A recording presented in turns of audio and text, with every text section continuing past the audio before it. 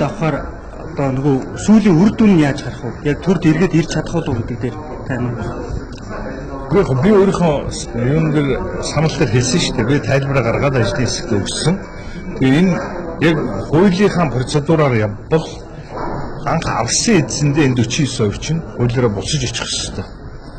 Тэгээ Орос бол буцаагаад ингээд очдог. Тэгэхээр Орос ингээд монголчууд хоорондоо хэлэлдээд авч чаддгүй юм бол бид ингээд заавал зар халдтай биш ч гэдэг юм уу. Эсвэл гурав дахь орнд зардаг ч юм уу. Ийм асуудал гарах вэ гэдгээс л болгоомжиж яг одоо нэг Монголд орж ирснээр нь ингээд өвзөөгөө олоод явах нь зөв л гэдэг энэ салт байна. Мэдээж одоо хоёр тал юу гэдэг гэрэнийхээ хишгийг хамгаалахын тулд тийм торгуул тавьсан асуудал байдаг юм бэл.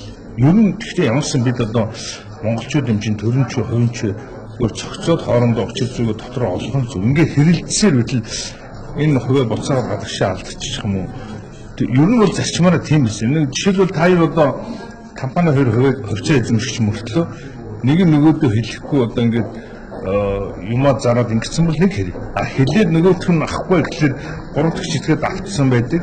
Тэгээ гурав дахь читгээд авчихлаар зэрэг үгүй буруу зарсан байна би авна гэхэлэр зэрэг анх зарсан эзэн уучлаарай би юм авъя гэдэгтэй л адилхан зүйл шүү. Би ерөөсөө өөрөө хувийн хвшил насаар ажилласан хүн ер нь бол хамгийн зөв менежмент бол хувийн хвшил байдаг.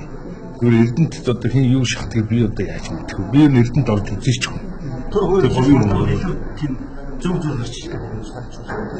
Яг мэдээж хувийн хвшил хяналтаа тавиал тэгэл юм л ядаж одоо энэ шахам хаад юу гэдэг мэдхгүй яриад байдаг юм өөр болох юм. Ер нь зүгээр ямар ч тохиолдолд хувийн хвшил өөрийнхөө юм алдах хүндлэл ажилладаг шүү дээ.